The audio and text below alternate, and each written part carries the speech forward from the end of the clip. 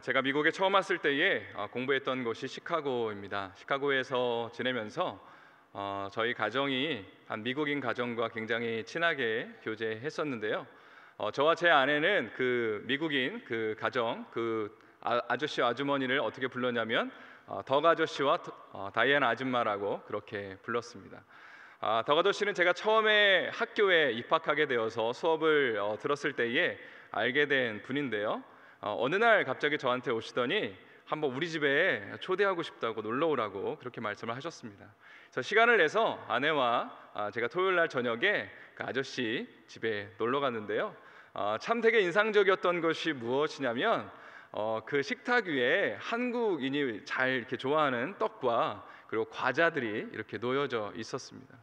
그래서 너무 반가워서 이런 것을 어디서 구했냐고 물어보니까 아저씨가 직접 인근에 있는 한인마트에 가서 운전을 하고 가셔서 이제 물어보셨다는 거예요. 점원들한테 한국 사람들이 좋아하는 게 뭡니까? 그리고 떡이랑 또 한국인이 좋아할 만한 과자들, 뭐 새우깡이나 뭐 양파링이나 뭐 이런 감자깡이나 주로 야채 종류의 과자였지만 어쨌든 그런 것들을 사오셨습니다. 그리고 그런 것들을 나중에 선물로 주셨습니다. 그 이후에 이 가정과 함께 굉장히 친밀한 교제를 많이 나눴는데요.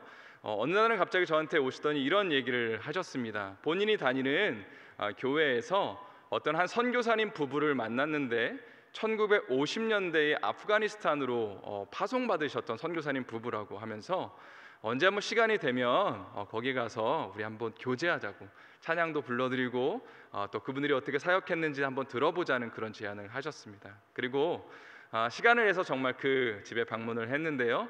집에 딱 들어서니까 90살이 넘으신 할아버지, 그 할아버지 이름은 렉스였고요. 당시에는 치매에 걸리셔서 사실 생활이 좀 불편하신 상황이었고요. 또 할머니의 이름은 80세가 넘으셨는데 지인이었는데 굉장히 정정하시고 또 정신이 굉장히 온전하셨던 그 분이었습니다. 함께 찬양도 같이 부르고 간식도 먹으면서 이제 할머니가 저희에게 어떤 사역들을 하셨는지에 대해서 이야기를 들려주셨습니다. 저는 참고로 당시에 유학생으로 처음에 그 시카고 지역에 있었기 때문에 영어를 알아듣는 데 있어서 그렇게 유창한 영어를 알아듣기에는 굉장히 좀 부족했던 것 같습니다. 그래서 그 한마디라도 이 은혜스러운 얘기를 한마디라도 더 듣기 위해서 막 귀 기울이면서 무슨 얘기를 하지? 그렇게 계속 할머니의 이야기에 귀를 기울였는데요. 그러던 중에 그 할머니께서 저희 귀에 굉장히 뚜렷하게 또박또박하게 하셨던 말씀이 지금도 마음에 기억이 납니다. 할머니께서 눈을 동그랗게 뜨시더니 한 사람 한 사람의 눈을 쳐다보시면서 이렇게 말씀을 하셨습니다. 오늘날의 대부분의 크리스찬들은 예수님을 믿는 사람들에게 고난이 찾아올 거라는 예수님의 말씀을 믿지 않는 것 같다라는 그런 이야기를 하셨습니다. 저는 이 이야기가 굉장히 마음에 와 닿았습니다. 오늘날 예수님을 믿는다는 것을 우리는 핍박을 받거나 어떤 어려움을 받는 것과 연관시켜서 별로 생각하지 않습니다. 오히려 교회에 오면 좋은 사람들을 만나고 또 좋은 말씀을 듣고 그리고 마음의 평안을 얻고 기도 제목의 응답을 받는 것 정도로 생각하는 경향이 있습니다. 그러나 하나님의 말씀은 우리의 신앙생활을, 우리의 믿음 생활을 그저 편안한 것으로 그렇게 정의하고 있지는 않습니다. 그런 차원에서 오늘 우리가 읽은 본문 히브리서 11장은 예수님 믿는 게 정말 무엇인지, 신앙생활 잘하는 게 뭔지를 우리에게 잘 설명해 주고 있습니다. 히브리서 11장은요 저희가 잘 아는 것처럼 믿음장으로 알려져 있는 책입니다. 믿음이라는 단어가 히브리서 전체에 32번이 등장하는데요, 히브리서 11장에만 24번이 등장하고 있습니다. 히브리서 11장이 또 믿음을 강조하고 있다는 또 다른 증거는 무엇이냐면 모든 절이 다 그렇지는 않지만 대부분의 절들에서 가장 먼저 어떤 단어가 나오냐면 믿음으로라는 단어가 나옵니다. 그래서 오늘 본문을 보시면 히브리서 11장 3절이 어떻게 시작되냐면 믿음으로라고 시작되고요, 또 4절도 믿음으로 이런 표현들이 계속해서 반복되고 있습니다. 한마디로 히브리서 기자는 구약 성경에서 하나님 앞에 정말 하나님이 원하시는 신앙생활을 했던 사람들의 특징은 바로 믿음의 사람들이었고 믿음으로 하나님 앞에 살아갔던 사람들이라고 이야기하고 있는 것이죠. 그래서 저는 오늘 본문을 통해서 우리가 믿음으로 살아가는 것이 무엇인지를 두 가지로 오늘 성도님들과 함께 나누기를 원합니다. 첫 번째는 믿음은 세상 나라가 아닌 하나님 나라를 바라보는 것이다 라는 사실을 우리 성도님들과 나누고 싶습니다. 오늘 본문 13절과 14절 말씀을 제가 읽어드리도록 하겠습니다. 이 사람들은 다 믿음을 따라 죽었으며 약속을 받지 못하였으되 그것들을 멀리서 보고 환영하며 또 땅에서는 외국인과 나그네임을 증언하였으니 그들이 이같이 말하는 것은 자기들이 본향 찾는 자임을 나타냄이라. 이 말씀에 의하면 믿음으로 이 세상을 살아간 사람들의 한결같은 특징은 하나님 나라를 궁극적인 고향으로 믿고 살았다는 것입니다. 오늘 본문의 앞에 등장하는 사람이 바로 아브라함인데요. 하나님께서 아브라함을 부르시면서 두 가지 약속을 하셨습니다. 첫 번째는 땅에 대한 약속입니다. 내가 너에게 지시할 땅으로 가라. 그리고 두 번째 약속은 내가 너로 큰 민족을 이루게 하겠다. 바로 그에게 주실 자손에 대한 약속이었습니다. 그리고 나서 아브라함이 하나님의 약속을 순종해서 가나안 땅으로 그렇게 가게 되죠. 그리고 가나안 땅에 거하면서 그가 어떤 삶을 살았는지에 대해서 오늘 본문 11장 9절은 이렇게 이야기를 합니다. 믿음으로 그가 이방의 땅에 있는 것 같이 약속의 땅에 거류하여 동일한 약속을 유업으로 함께 받은 이삭 및 야곱과 더불어 장막에 거하였으니. 히브리서 기자는 아브라함이 약속의 땅에 거주했지만 이방 땅에 거하는 것처럼 약속의 땅에 거했다라고 그렇게 표현합니다. 마치 그 땅에 속하지 않은 사람처럼 약속의 땅에 거주했다라는 그런 표현입니다. 그리고 아브라함과 이삭과 야곱은 장막에 거했다라는 그런 표현이 나오는데요. 이 장막이 영어로 하면 텐트입니다. 다시 말해서 이들은 하나님이 약속하신 가나안 땅에 거했지만 정작 땅을 한 평도 소유하지는 않았습니다. 실제로 아브라함이 땅을 구입하는 사건이 창세기에는 딱 한 번이 등장하는데 그것이 무엇이냐면 자신의 아내 사라가 죽었을 때에 무덤을 구입하는 장면입니다. 그리고 그 외에는 아브라함이 자신의 생애 동안 땅을 한 평도 구입하지 않았습니다. 물론 그들이 소유한 그 땅도 소유하지 않았기 때문에 그 위에 집을 지을 일도 없었습니다. 그리고 단지 임시적인 거처로 보이는 텐트에 그들은 거했다는 사실입니다. 그 이유에 대해서 오늘 본문은 이렇게 얘기합니다. 14절부터 16절 말씀.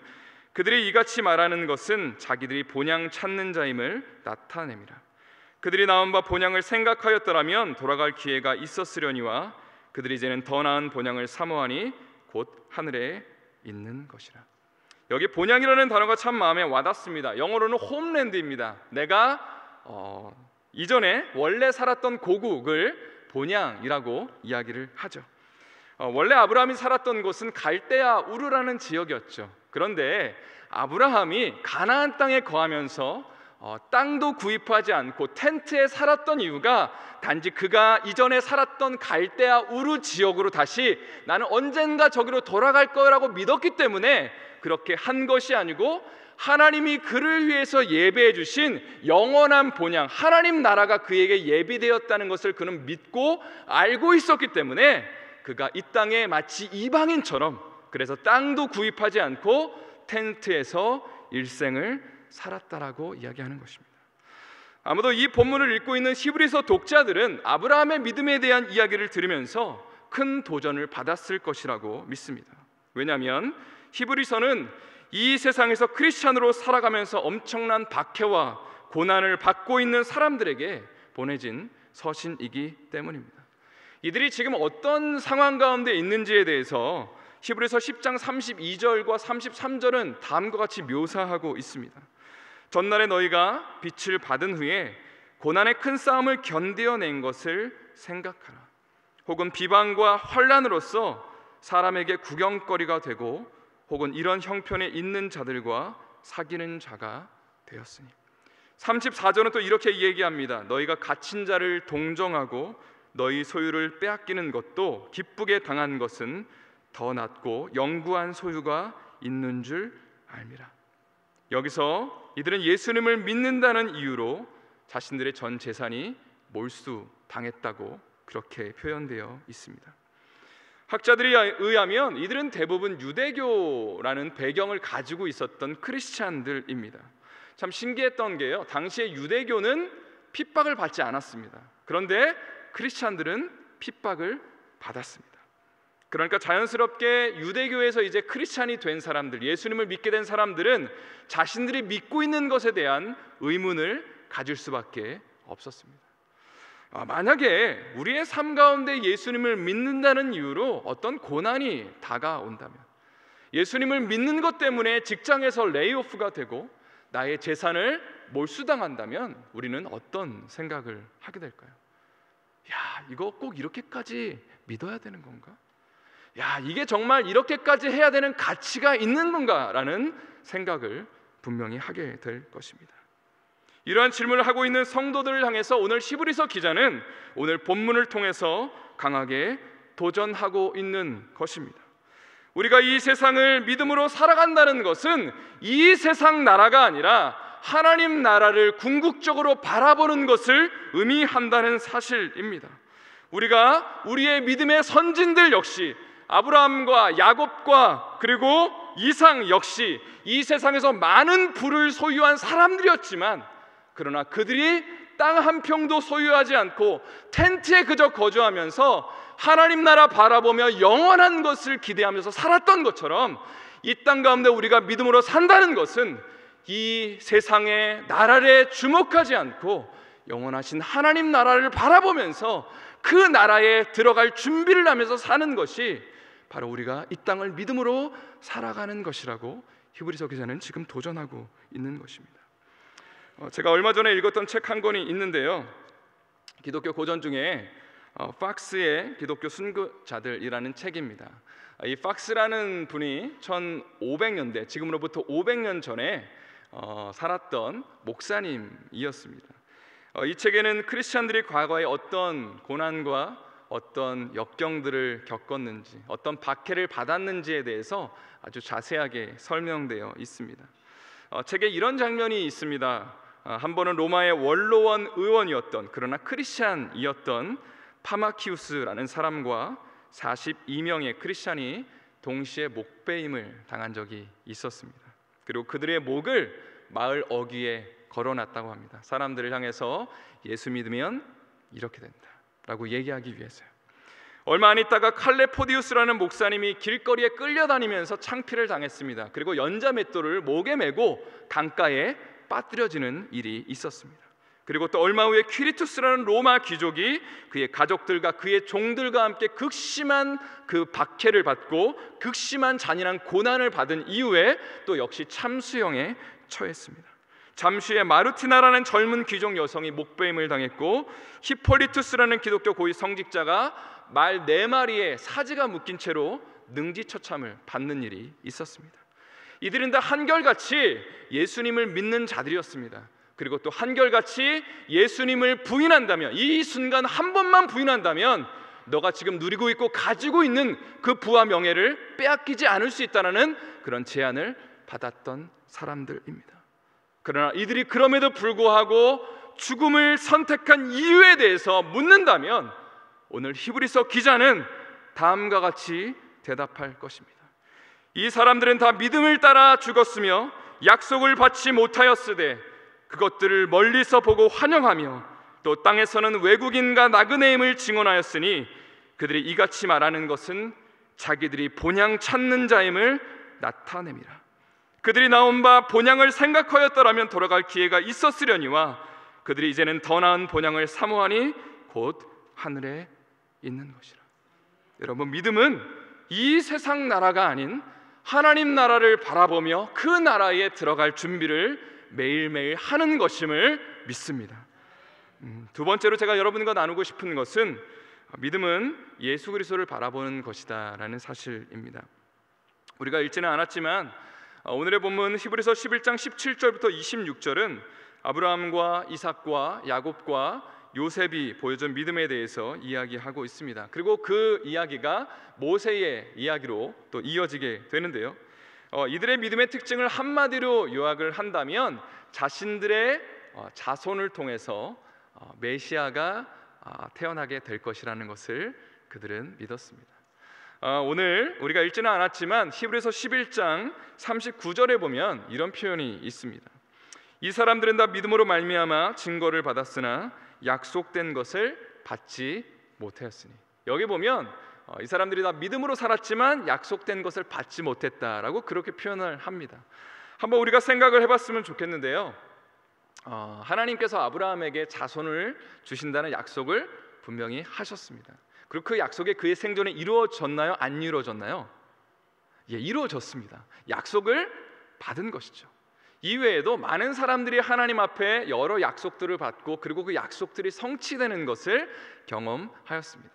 그런데 오늘 히브리서 11장 39절에서 말하고 있는 것은 무엇이냐면 그들이 다 한결같이 약속을 못 받았다라고 그렇게 표현합니다. 그것은 무엇이냐면 바로 하나님이 하신 그 특별한 한 가지 약속, 그 한 가지가 있는데 그 약속이 무엇이냐면 바로 그들을 통해 메시아가 태어나게 될 거라는 그 약속을 아직 구약시대 사람들은 받지 못했다는 것이죠.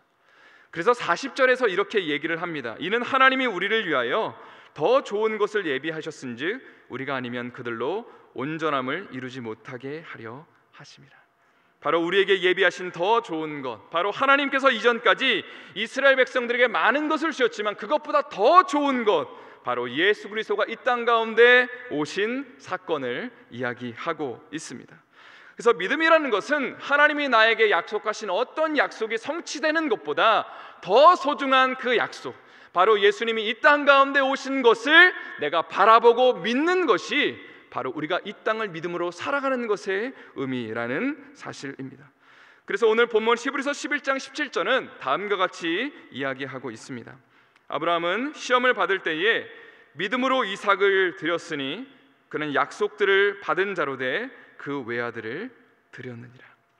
창세기 22장에 보면요, 하나님께서 아브라함에게 이삭을 바치라는 장면이 나옵니다.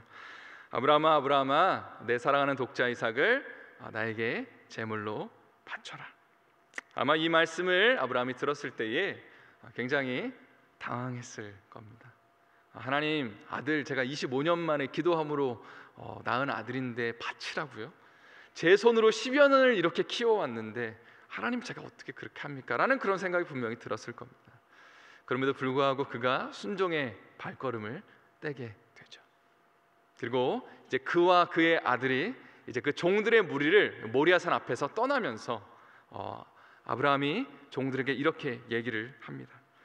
내가 아이와 함께 저기 가서 예배하고 우리가 너희에게로 돌아오리라.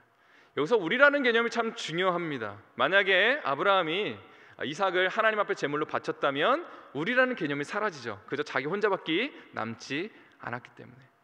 그럼에도 불구하고 내가 이삭을 하나님 앞에 바칠 거를 그는 알고 있었지만 우리가 돌아올 거라고 얘기하는 것은 그가 이삭이 혹시 죽더라도 하나님이 그를 다시 살리실 거를 믿었기 때문이라고 오늘 본문은 증언하고 있습니다.